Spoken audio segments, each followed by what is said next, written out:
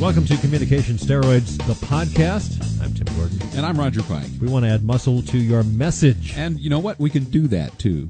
And in this particular podcast, we're going to touch for a few minutes on organizing your speech, which is part 2 of our communications module. And I don't know if I'd call it organizing your speech so much as I would call it organizing any presentation that you make. And that can be in a company meeting. It could be doing a phone presentation. You know, a lot of people will do sales presentations over the phone, get their client hooked up on the internet, and they'll show them stuff, but you need to be prepared. So organizing is very, very important. So how does that work? Well, in its most elemental form, the most basic statement that you can make about organizing a speech is one that we've both said 10,000 times to people that we were coaching. And you've heard it before. And you've heard it before. Tell them what you're going to tell them. Tell them. And then tell them what you told them. That's basically it right there. And that's a good rule to follow.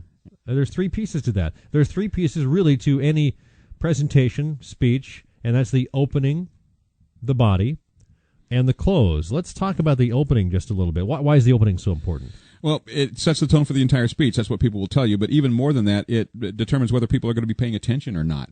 You've got to demand people's attention, and you've got to do it within the first few seconds, certainly within the first 15 seconds of the speech, or they're not going to be listening to you. They're going to be asking their waiter for another cup of coffee or it's glancing a at their watch. sin to be boring. The biggest sin.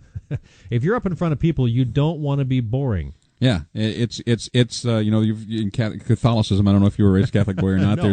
There are venal sins and there are mortal sins. Boring is a mortal sin. Boring is a mortal sin. Yeah, it's the worst. So how do you do that? You do a lot. You can do a number of things. You can make a bold statement.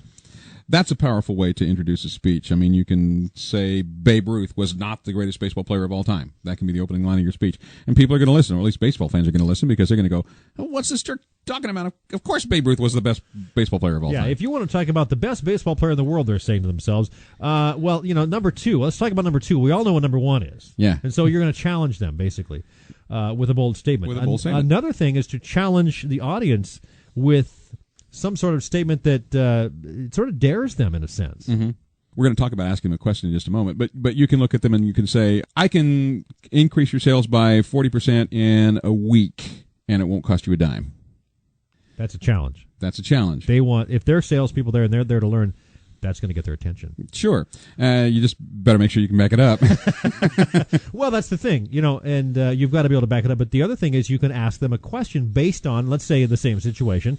And you could ask the question, if I could increase your sales 40% in the next 7 days for nothing, would you be interested? Would you be interested? Yeah. The ask a question approach to the introduction of a speech is the fallback default position. It's what you use if all else fails. If you can't figure out another way to get into your speech, to get into the body of your speech, asking a question is the way you go. And you know why it's the way you go?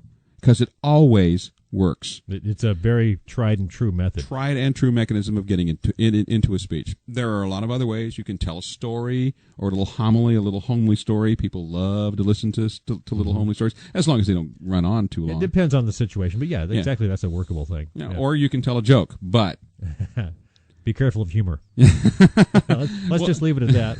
Yeah, there's a difference between joke and humor, and if you're not good, yeah, if you're not if you're not a really funny guy, naturally, telling a joke at the beginning, it could fall flat, so you got to be careful. Yeah. So, I would also say that you need to be prepared because you don't want to go up there and be boring. For example, let's say the guy introduces you, okay, ladies and gentlemen, it's time for Roger Pike, and you go up there and say, thank you very much. I really appreciate that. It's really great to be here at the organization meeting of the Weathermen of America, and I think that Louis over there and was really nice, and that's a great introduction. And so you go on 30 seconds. Yeah, that's boring. That's the end of the world. That's the sin.